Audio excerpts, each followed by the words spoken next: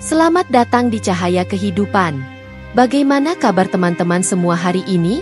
Semoga selalu dalam keadaan yang terbaik. Di sini, kita berbagi kisah-kisah yang menginspirasi, menyentuh hati, dan membawa harapan baru untuk kita semua. Hari ini saya akan menceritakan kisah tentang Dika, seorang pria yang kembali ke kota kecil yang pernah ia tinggalkan dengan angkuh. Di sana, ia bertemu Maya, mantan kekasihnya, dan menemukan sebuah rahasia yang menghancurkan dunianya. Ini adalah kisah tentang karma, cinta yang terluka, dan perjuangan yang terlambat untuk menebus dosa masa lalu. Sebelum kita mulai ceritanya, yuk beri dukungan terbaik dengan ketik Kobiltu di kolom komentar serta like dan subscribe channel ini. Ingat, cahaya kecil dari cerita ini bisa menerangi perjalananmu dan orang lain di sekitar kita. Dika melangkah menyusuri trotoar kota kecil itu, tempat ia dulu dibesarkan. Udara pagi yang segar bercampur dengan aroma khas pedesaan, memancarkan ketenangan yang hampir ia lupakan. Namun, ketenangan itu tidak cukup untuk mengusir rasa asing yang kini menggelayuti hatinya. Kota kecil ini adalah tempat yang dulu ia tinggalkan dengan angkuh. Ia pernah bersumpah tak akan pernah kembali ke sini, menganggapnya hanya sebagai titik kecil yang menghambat ambisinya. Namun, kehidupan seringkali membawa seseorang kembali ke tempat di mana semuanya bermula. Kini, ia adalah sosok yang berbeda. Dengan setelan jas mahal dan sepatu kulit mengkilap, Dika tampak seperti seseorang yang memiliki segalanya. Namanya kini dikenal sebagai pengusaha muda sukses, pemilik perusahaan teknologi yang berkembang pesat di ibu kota.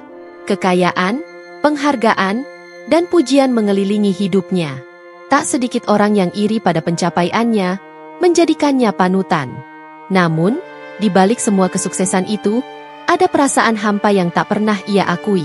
Saat ia berjalan, matanya menangkap pemandangan yang memicu nostalgia. Pasar tradisional yang dulu sering ia kunjungi bersama ibunya tampak tak banyak berubah. Suara riuh pedagang, aroma rempah-rempah, dan deretan kios sederhana masih seperti dulu. Dika menghentikan langkahnya sejenak, mengamati kerumunan. Wajah-wajah yang dulu begitu akrab kini terasa asing. Ia bertanya-tanya, apakah ada yang masih mengingat dirinya? Namun, bukan rasa rindu yang membawanya kembali. Kedatangannya bukan untuk bernostalgia atau mencari kedamaian. Ada alasan lain yang membuatnya kembali. Alasan yang hanya ia tahu. Dika tahu bahwa ia telah meninggalkan kota ini dengan cara yang tidak baik. Ia pergi tanpa berpikir dua kali. Meninggalkan keluarga, teman, bahkan seseorang yang pernah mencintainya tanpa pamrih. Pikirannya melayang ke masa lalu, ke tahun-tahun ketika ia masih menjadi anak muda yang penuh ambisi. Saat itu, ia sering memandang kota ini dengan rasa sinis, menganggapnya terlalu kecil untuk menampung mimpinya. Ia merasa dirinya ditakdirkan untuk sesuatu yang lebih besar. Ketika kesempatan datang untuk meninggalkan semuanya, ia tidak ragu sedikit pun. Namun, di balik kepergiannya, ia meninggalkan luka yang tak terlihat. Kini, setelah bertahun-tahun, ia kembali sebagai seseorang yang sangat berbeda. Tapi jauh di dalam hatinya, ada keraguan yang terus menghantuinya. Ia tahu, kesuksesan yang ia raih tidak sepenuhnya murni. Ada dosa yang tertanam dalam perjalanan hidupnya. Dosa yang selalu ia coba abaikan. Namun, kota ini, tempat di mana semuanya dimulai, memiliki cara untuk mengingatkan seseorang akan kesalahan yang mereka coba lupakan.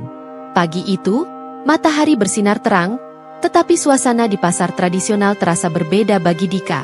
Keramaian pedagang yang sibuk menawarkan dagangannya, suara teriakan anak-anak yang bermain di sela-sela kios, dan aroma khas rempah-rempah yang bercampur dengan bau ikan asin mengingatkannya pada masa kecilnya. Namun, semua itu hanya menjadi latar belakang saat matanya tertuju pada sosok wanita yang berdiri di sudut pasar. Wanita itu tidak mencolok, tetapi ada sesuatu yang menarik perhatian Dika. Pakaian lusuh yang dikenakannya tampak sudah lama tidak diganti, rambutnya kusut, dan wajahnya dipenuhi gurat kelelahan. Wanita itu memegang erat seorang anak kecil yang sedang menangis dalam gendongannya, berusaha menenangkan bocah itu dengan suara lembut. Namun, usaha itu sia-sia, karena tangisan anak itu semakin keras. Dika mengernyitkan dahi, mencoba mengenali sosok tersebut. Semakin lama ia memandang, semakin jelas bahwa wanita itu adalah seseorang yang pernah ia kenal. Ketika kesadaran itu akhirnya datang, hatinya berdebar kencang. Itu adalah Maya, mantan kekasihnya semasa kuliah. wanita yang pernah begitu ia cintai, atau setidaknya itulah yang ia pikirkan saat itu.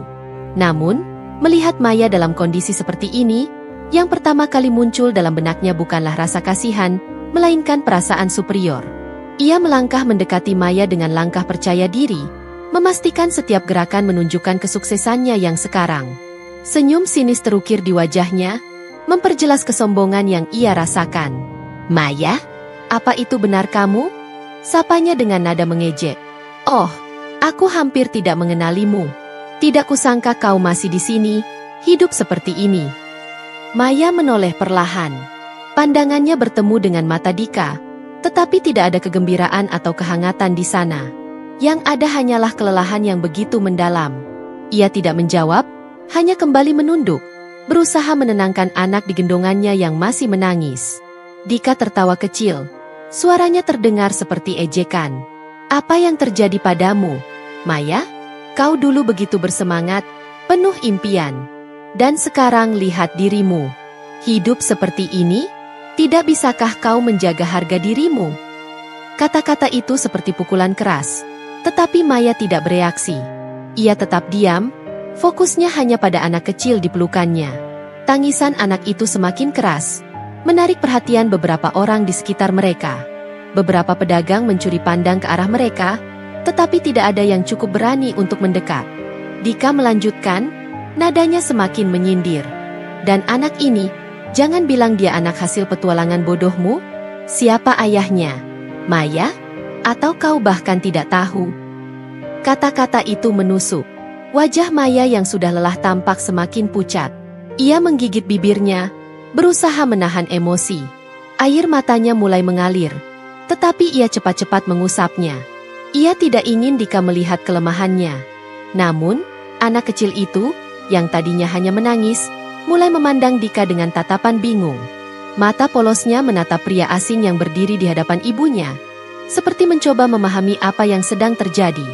Dika, yang merasa terganggu oleh tatapan anak itu, justru menambah nada sinis dalam suaranya. "Lihat saja anak ini. Sepertinya dia bahkan tidak tahu siapa ayahnya. Kasihan sekali," katanya sambil tertawa kecil. Maya akhirnya angkat bicara. Suaranya pelan tetapi tegas. "Cukup, Dika. Aku tidak punya waktu untuk ini." Dika tertegun. Ia tidak menyangka Maya akan berbicara dengan nada sedingin itu. Tetapi ia tidak ingin kalah dalam perdebatan ini. "Oh, jadi sekarang kau merasa terlalu baik untuk menjawabku? Kau harusnya bersyukur aku bahkan meluangkan waktu untuk berbicara denganmu. Dengan kondisi seperti ini, siapa lagi yang peduli padamu, Maya?" Maya tidak menjawab. Ia hanya memeluk anaknya lebih erat, mencoba melindunginya dari energi negatif yang terpancar dari pria yang pernah ia cintai.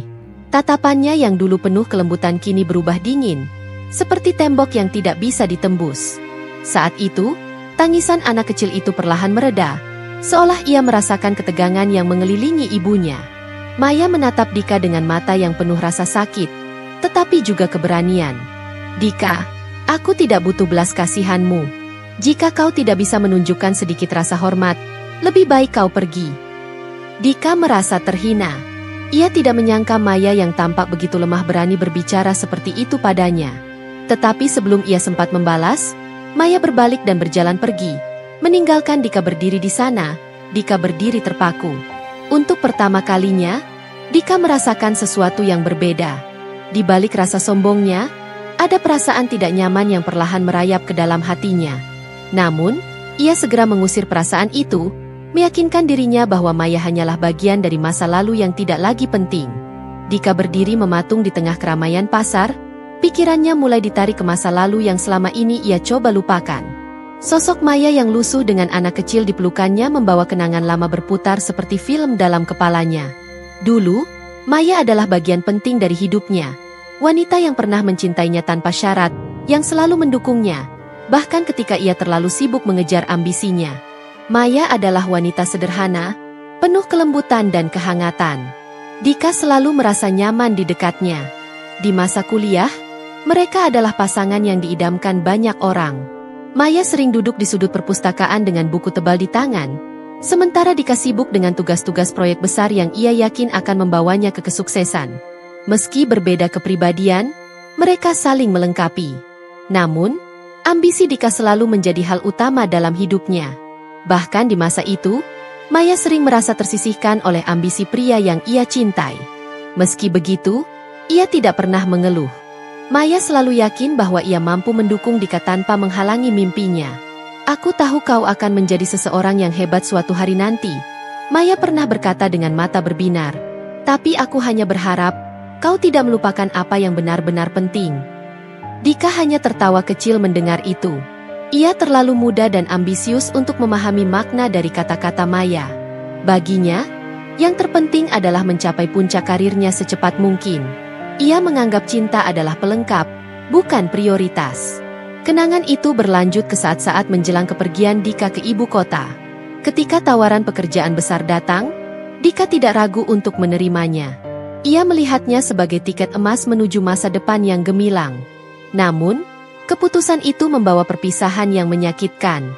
Maya memohon dengan air mata yang mengalir di pipinya, memegang tangan Dika seolah itu adalah terakhir kalinya mereka bersama. "Dika, jangan tinggalkan aku. Kita bisa menemukan cara untuk tetap bersama. Aku akan mendukungmu, apapun yang terjadi." Namun, hati Dika sudah tertutup oleh ambisi.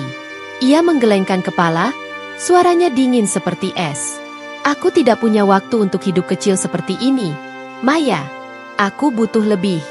Hidup di kota ini itu bukan untukku." Maya terdiam, merasakan hatinya retak. Ia tahu bahwa Dika telah memutuskan, dan tidak ada yang bisa ia lakukan untuk mengubahnya. Dengan suara gemetar, ia bertanya untuk terakhir kalinya, "Apakah aku tidak cukup untukmu, Dika?" Dika menatapnya sebentar, lalu berkata, "Aku harus pergi." Kata-kata itu seperti pisau yang menghujam jantung Maya. Saat itu, Maya hanyalah bayangan bagi Dika, seseorang yang ia tinggalkan di belakang tanpa rasa bersalah. Ia tidak pernah menoleh ke belakang atau bertanya-tanya bagaimana Maya melanjutkan hidupnya setelah itu. Ia terlalu sibuk mengejar ambisi besarnya, membangun karir, dan meraih kesuksesan yang ia impikan. Namun, di tengah kegemilangan karirnya, bayangan Maya sesekali muncul dalam pikirannya. Ia mencoba mengabaikannya, meyakinkan dirinya bahwa itu hanyalah bagian dari masa lalu yang tidak penting. Tetapi sekarang, melihat Maya di hadapannya dalam keadaan yang begitu berbeda, kenangan itu kembali menghantamnya dengan keras. Pikirannya beralih ke percakapan-percakapan kecil yang dulu mereka miliki. Ia ingat bagaimana Maya selalu memperhatikannya, dari cara ia mengikat dasi hingga pilihan makanan yang ia suka. Maya adalah orang yang peduli dengan hal-hal kecil, yang selalu membuat Dika merasa dihargai meskipun ia seringkali menganggap perhatian itu remeh. Dika juga teringat senyuman Maya yang dulu begitu hangat. Senyuman yang mampu mencerahkan hari-harinya bahkan di tengah tekanan kuliah yang berat. Tetapi senyuman itu kini telah hilang. Wajah Maya yang ia lihat di pasar tadi adalah wajah yang penuh kelelahan dan rasa sakit. Ia mencoba menepis rasa bersalah yang perlahan muncul. Baginya, keputusan untuk meninggalkan Maya adalah keputusan yang benar saat itu. Ia merasa tidak ada tempat bagi hubungan mereka di tengah ambisi dan mimpinya yang besar. Namun, sekarang ia mulai bertanya-tanya, apakah ia telah salah? Apakah ambisinya sepadan dengan harga yang harus ia bayar? Di masa lalu, Dika selalu berpikir bahwa ia memiliki kontrol penuh atas hidupnya. Tetapi melihat Maya dalam keadaan seperti ini, ia merasa seolah-olah takdir sedang mengejeknya. Maya, wanita yang pernah ia anggap sebagai bagian dari masa lalu yang tak berarti, kini kembali dalam hidupnya dengan cara yang begitu mengejutkan. Bayangan masa lalu terus menghantuinya, membawa perasaan bersalah yang selama ini terkubur dalam-dalam. Ia sadar, keputusannya meninggalkan Maya tidak hanya mengubah hidupnya sendiri, tetapi juga hidup wanita itu. Namun, apapun yang ia rasakan sekarang, ia tahu bahwa waktu tidak bisa diputar kembali. Pertemuan ini telah membuka luka lama yang selama ini ia abaikan. Dan untuk pertama kalinya, Dika mulai bertanya-tanya apakah kesuksesan yang ia kejar benar-benar sepadan dengan semua yang telah ia korbankan. Dika tidak bisa melupakan pertemuannya dengan Maya di pasar pagi itu. Bayangan wajah lusuh Maya yang menunduk sambil menggendong anak kecil terus membayanginya. Suara tangisan anak kecil itu, tatapan mata Maya yang dingin, dan kata-kata terakhirnya yang penuh luka menggores hati Dika dengan cara yang tak pernah ia duga. Malam itu, di apartemennya yang megah, Dika duduk termenung. Ia mencoba meyakinkan dirinya bahwa Maya hanyalah bagian dari masa lalu yang tak lagi penting. Namun, semakin ia mencoba melupakan, semakin kuat bayangan Maya menghantuinya. Ia teringat anak kecil yang digendong Maya. Siapa dia? Bagaimana kehidupannya? Dan, yang paling membuat dadanya sesak, siapa ayahnya? Meski ia tidak ingin mengakuinya, ada rasa penasaran yang terus menggerogoti pikirannya. Akhirnya, beberapa hari kemudian, Dika memutuskan untuk kembali ke pasar tempat ia bertemu Maya. Ia berusaha mencari sosok wanita itu di antara kerumunan pedagang dan pembeli. Beberapa kali ia bertanya kepada pedagang tentang Maya, tetapi kebanyakan dari mereka hanya menggeleng, tidak tahu. Namun, seorang penjual sayur tua mengenali deskripsi Dika dan memberitahu bahwa Maya sering membeli sayur di sana pada pagi hari. Esoknya, Dika datang lebih awal. Ia berdiri di dekat kios sayur dengan mata yang tajam, menunggu sosok yang begitu mengganggu pikirannya. Ketika Maya akhirnya muncul, Dika merasakan jantungnya berdegup lebih cepat. Ia memperhatikan Maya dari kejauhan, memperhatikan bagaimana wanita itu berjalan dengan langkah berat, membawa tas belanjaan yang sudah tua. Dika memutuskan untuk mendekati Maya. Namun kali ini, ia tidak membawa senyuman sinis atau kata-kata tajam. Ada rasa bersalah yang tidak bisa ia sembunyikan. Maya, panggilnya pelan. Maya berbalik, wajahnya menunjukkan kelelahan yang sama seperti sebelumnya. Apalagi, Dika? Tanyanya dingin. Dika terdiam sejenak, mencoba merangkai kata-kata. Aku ingin bicara denganmu. Tolong, beri aku waktu sebentar. Maya menghela napas panjang. Kalau kau ingin menghina aku lagi, aku tidak punya waktu untuk itu. Bukan itu maksudku, kata Dika cepat. Aku hanya ingin tahu tentang anak itu. Mata Maya memicing. Apa yang kau ingin tahu? Siapa ayahnya? Dika bertanya, meskipun di dalam hatinya ia sudah memiliki firasat yang mengganggu. Maya menatap Dika dengan mata yang berkaca-kaca. Ia terlihat ragu, seolah sedang menimbang-nimbang apakah ia harus mengatakan kebenaran atau tidak. Akhirnya, dengan suara yang hampir bergetar, ia berkata, "Anak ini, Dika adalah anakmu." Kata-kata itu menghantam Dika seperti petir di siang bolong. Ia mundur selangkah, mencoba mencerna apa yang baru saja didengarnya. "Apa? Jangan bercanda, Maya. Aku tidak pernah tahu tentang ini." Maya menatapnya tajam. "Tentu saja kau tidak tahu. Bagaimana kau bisa tahu jika kau bahkan tidak pernah peduli? Kau pergi tanpa pernah menoleh ke belakang. Dika, kau hanya peduli pada ambisimu, dan aku tahu aku tidak akan pernah menjadi bagian dari hidupmu lagi." Dika merasa lidahnya keluh. Ia ingin membantah, tetapi tidak ada kata-kata yang keluar dari mulutnya. Bayangan anak kecil itu, dengan wajah polosnya yang mirip Maya, kini terasa seperti cermin yang memantulkan kesalahan Dika. "Kenapa kau tidak bilang padaku?" Dika akhirnya bertanya, suaranya penuh dengan kebingungan dan sedikit kemarahan. Maya tersenyum pahit. "Untuk apa? Kau sudah membuat keputusanmu, Dika. Aku tahu jika aku memberitahumu, itu tidak akan mengubah apapun. Aku memilih untuk diam, karena aku tidak ingin Adam tumbuh dengan bayangan seorang ayah yang tidak pernah peduli." "Adam." Dika mengulangi nama itu dengan suara pelan. Rasanya seperti ada sesuatu yang terbangun dalam dirinya. Sesuatu yang selama ini ia abaikan. "Ya, namanya Adam," jawab Maya. "Dia adalah anakmu, Dika. Tapi dia tidak pernah mengenalmu. Dan aku tidak pernah menceritakan apapun tentangmu padanya." Dika merasa dunianya runtuh. Ia menatap Maya dengan tatapan campur aduk antara rasa bersalah, kebingungan, dan amarah pada dirinya sendiri. "Kenapa kau tidak memberiku kesempatan? Kenapa kau memutuskan semuanya sendiri?" Maya menggelengkan kepala. "Karena aku tahu kau tidak butuh kami. Kau sudah memilih jalanmu sendiri, dan aku memilih untuk melindungi Adam dari rasa sakit yang mungkin akan kau bawa." Kata-kata Maya membuat Dika terdiam. Untuk pertama kalinya dalam hidupnya, ia merasa benar-benar kecil di hadapan seseorang. Ia menyadari bahwa keputusannya di masa lalu tidak hanya menghancurkan hati Maya, tetapi juga menciptakan jarak yang tidak akan pernah bisa ia hapus. Maya menarik napas dalam-dalam, berusaha menahan air matanya. "Aku tidak membutuhkan apapun darimu, Dika. Aku hanya ingin kau tahu bahwa aku dan Adam telah bertahan tanpa dirimu. Tapi jangan pernah menghina kami lagi. Setelah mengatakan itu, Maya berbalik dan pergi, meninggalkan Dika yang masih terpaku di tempatnya. Anak kecil bernama Adam menoleh ke belakang sejenak, menatap Dika dengan mata polos yang penuh keingintahuan, sebelum akhirnya mengikuti ibunya. Dika berdiri di sana, merasa seperti orang asing di dunia yang ia pikir ia kendalikan.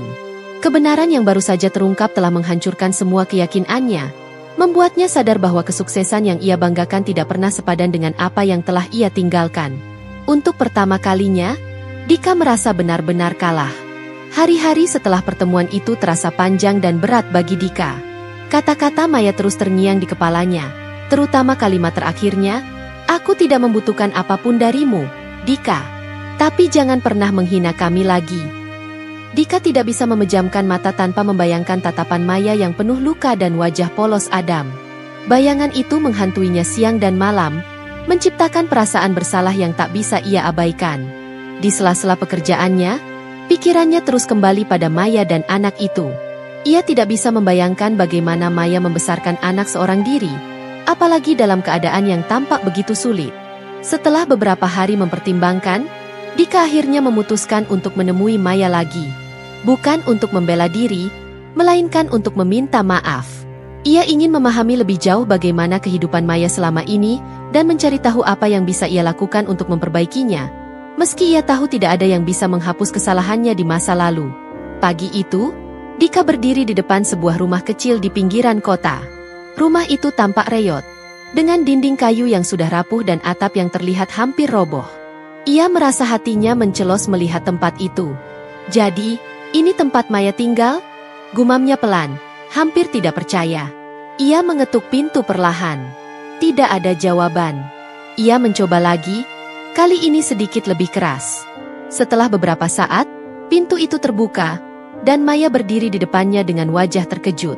Adam berdiri di sampingnya, memegang ujung baju ibunya dengan tatapan malu-malu. "Apa yang kau lakukan di sini, Dika?" Maya bertanya dingin. "Aku ingin bicara," jawab Dika dengan suara pelan. "Aku ingin meminta maaf, Maya. Aku tahu aku salah. Aku tidak tahu harus mulai dari mana. Tapi tolong beri aku kesempatan untuk memperbaiki ini." Maya menghela napas panjang, lalu melangkah keluar rumah. Ia menutup pintu di belakangnya, menyisakan Adam di dalam. "Baiklah, kau punya 5 menit. Dika menelan ludah. Ia tidak menyangka Maya akan memberinya waktu secepat ini, tetapi ia tahu ia tidak boleh menyia-nyiakannya. "Aku hanya ingin tahu bagaimana kau bertahan selama ini, bagaimana kau membesarkan Adam sendirian."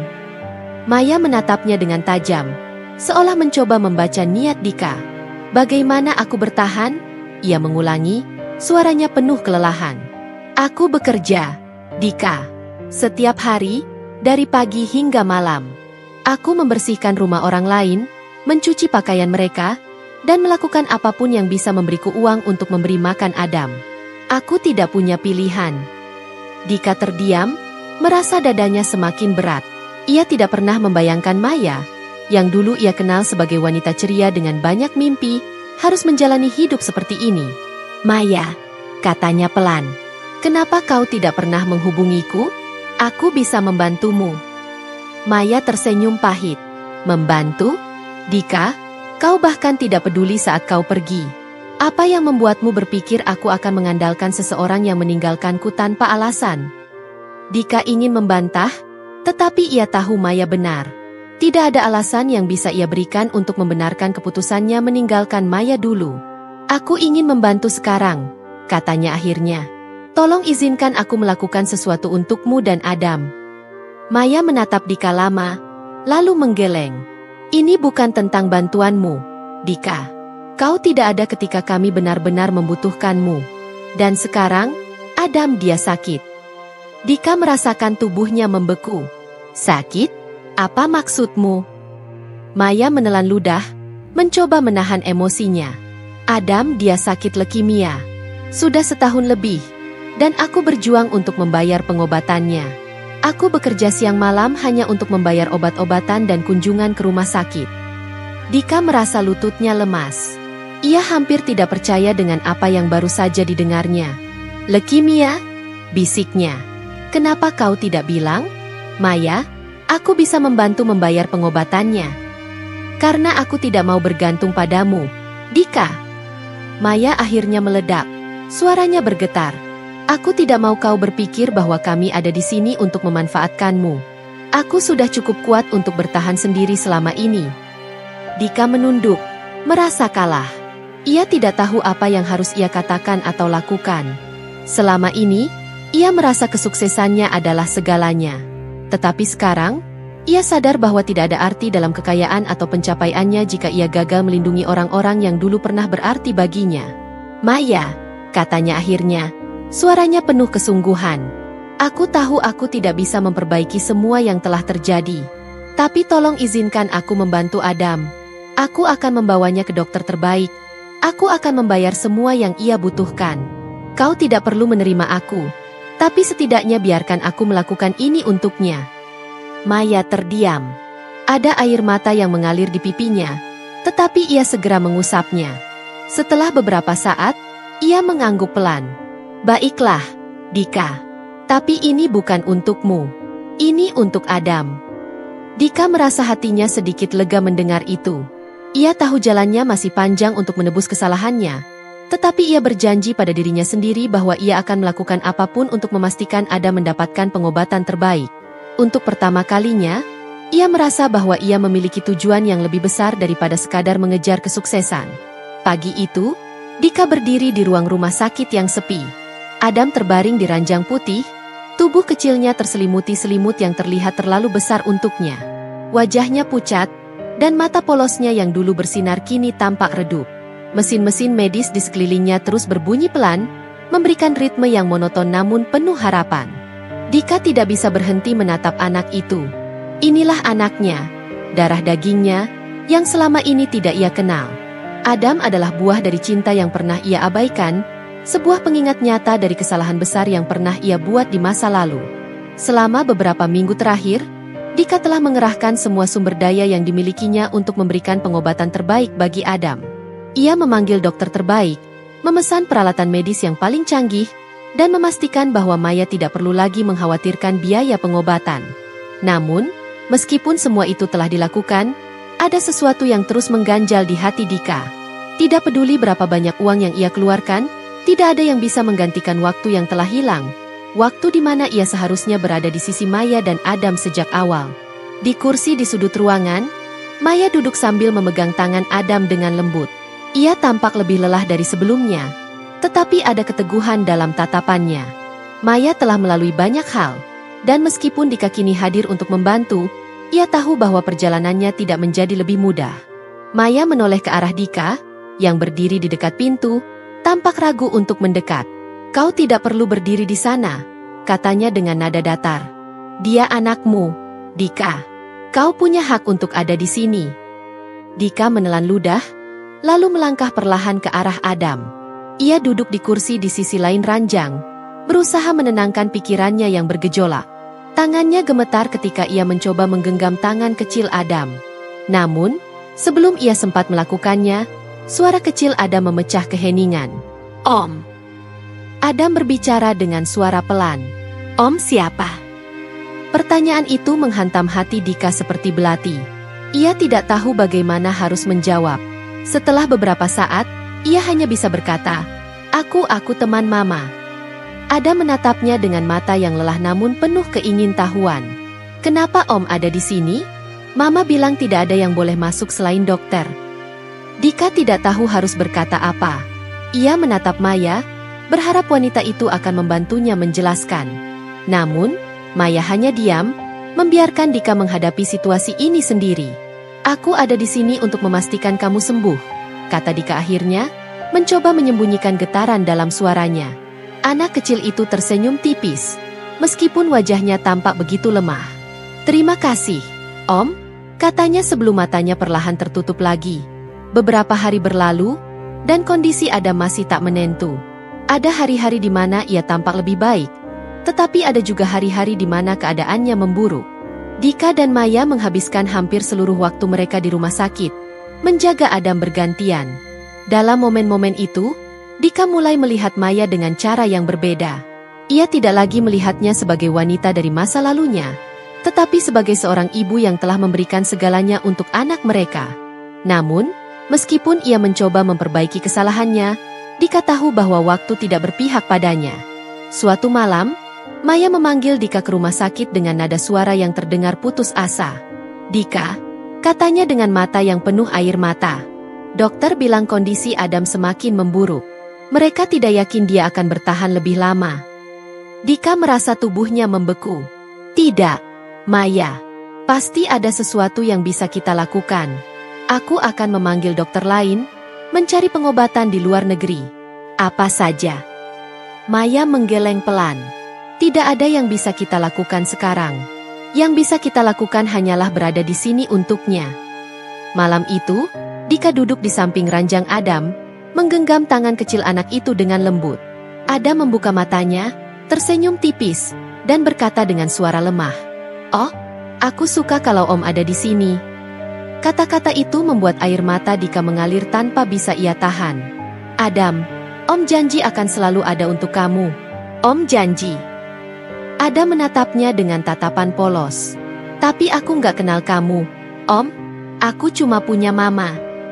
Dika merasakan hatinya hancur mendengar itu. Ia menyadari bahwa, meskipun ia mencoba untuk hadir sekarang, ia telah kehilangan kesempatan untuk menjadi bagian dari hidup Adam selama ini. Dan sekarang, ia tidak akan pernah bisa mendapatkan kembali waktu itu. Karena tak lama setelahnya di malam yang sunyi, Adam menghembuskan napas terakhirnya. Maya menangis histeris sambil memeluk tubuh kecil itu erat-erat. Sementara Dika hanya bisa duduk terpaku, merasa seperti seluruh dunianya telah runtuh. Ia telah kehilangan anaknya sebelum ia benar-benar mengenalnya. Di tengah tangisan Maya yang menggema di ruang rumah sakit, Dika merasakan sesuatu yang tidak pernah ia rasakan sebelumnya. Kehampaan yang begitu dalam, rasa kehilangan yang tidak bisa diungkapkan dengan kata-kata. Ia sadar bahwa uang dan kesuksesan tidak pernah bisa menggantikan cinta dan kehadiran yang seharusnya ia berikan. Beberapa hari setelah pemakaman Adam, Dika duduk sendirian di apartemennya yang luas namun dingin. Ia memandangi foto Adam yang ia ambil diam-diam di rumah sakit, satu-satunya kenangan fisik yang ia miliki tentang anaknya.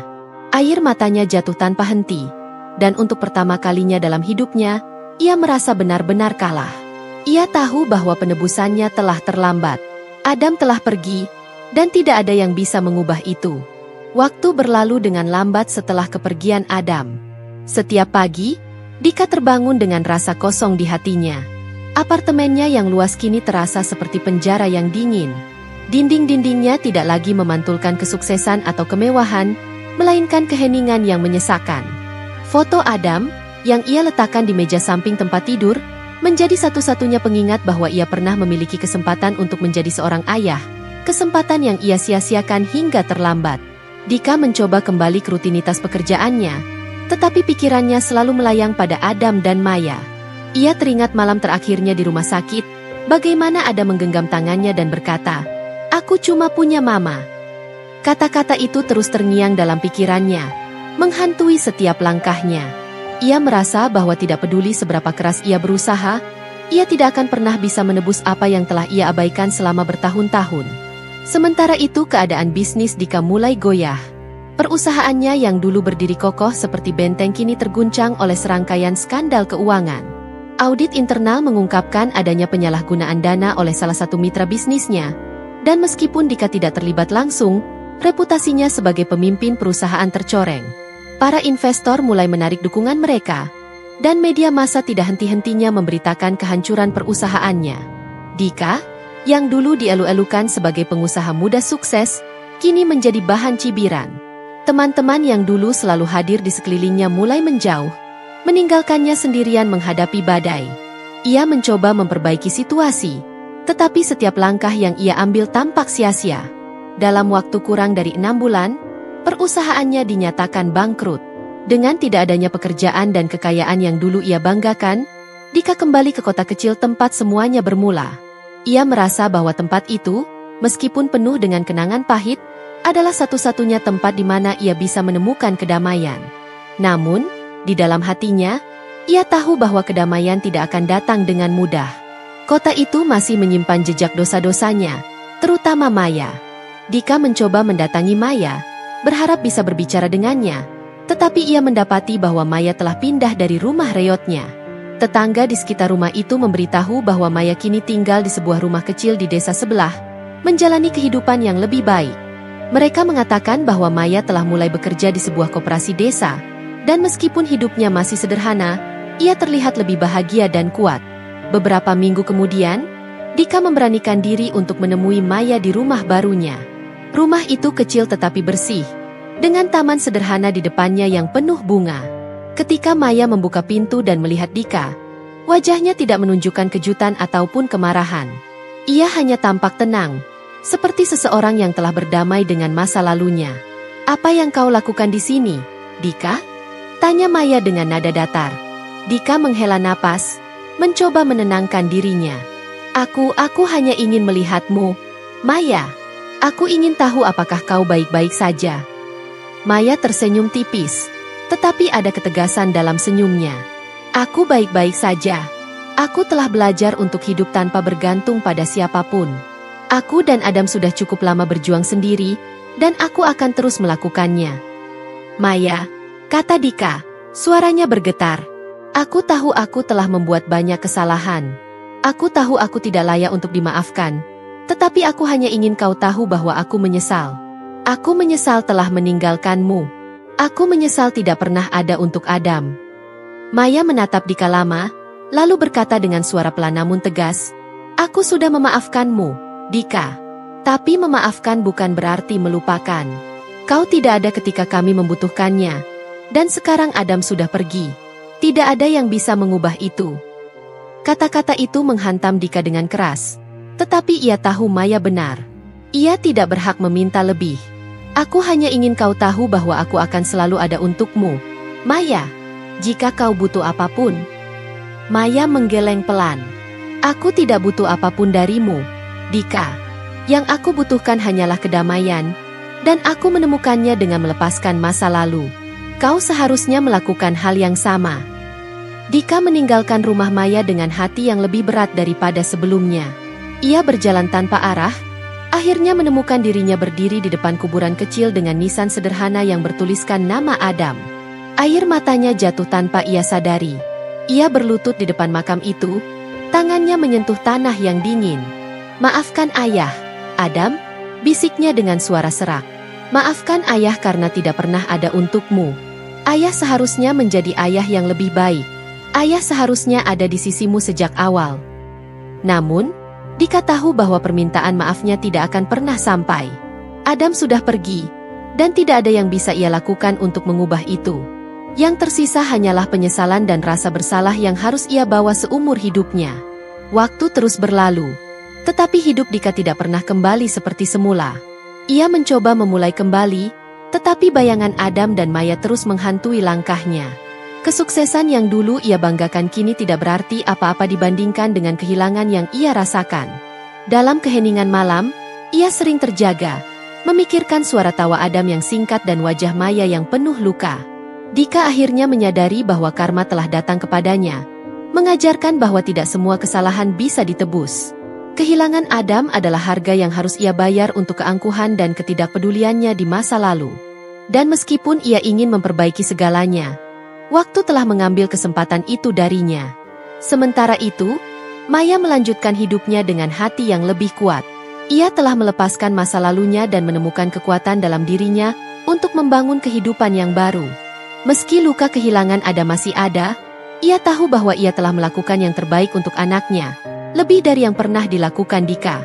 Kehidupan terus berjalan, tetapi bagi Dika, setiap hari adalah pengingat akan pelajaran pahit yang ia pelajari dengan cara yang paling sulit.